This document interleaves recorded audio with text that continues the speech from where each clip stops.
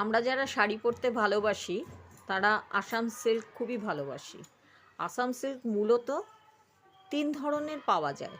এক হচ্ছে মুগা, এক হচ্ছে তসর আর মালবেরি। এই 3 ধরনের আসাম সিল্কই খুব বিখ্যাত সারা আমাদের ভারতবর্ষ জুড়ে। আর এর যেটা বৈশিষ্ট্য সেটা হচ্ছে এদের পাড়গুলো আলাদা করে লাগাতে হয়। এই পাড়গুলো আসে শাড়ির সঙ্গে যেরকম ব্লাউজ পিস থাকে ঠিক সেরকমই পাড়গুলো এভাবে চলে আসে বুনন হয়ে, এবং এইগুলো আমি একে একে কেটে তারপরে শাড়িতে নিজের হাতেই বসাচ্ছি। এই আমি কেটে নিচ্ছি এইভাবে। এরপর এই যে আমি শাড়িতে বসিয়েছি পাটটা, এইভাবে শাড়িতে এই যে পেছন দিকে এই সেলাই এইভাবেই আমি বসিয়ে গেছি।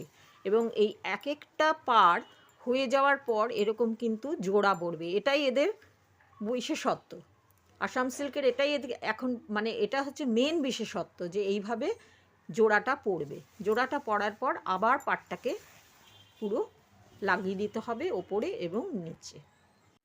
এই হচ্ছে পাড় লাগানোর পর শাড়ির ফাইনাল লুক। এইভাবে পাড় পুরো লাগানোর পর শাড়িটা কমপ্লিট হলো।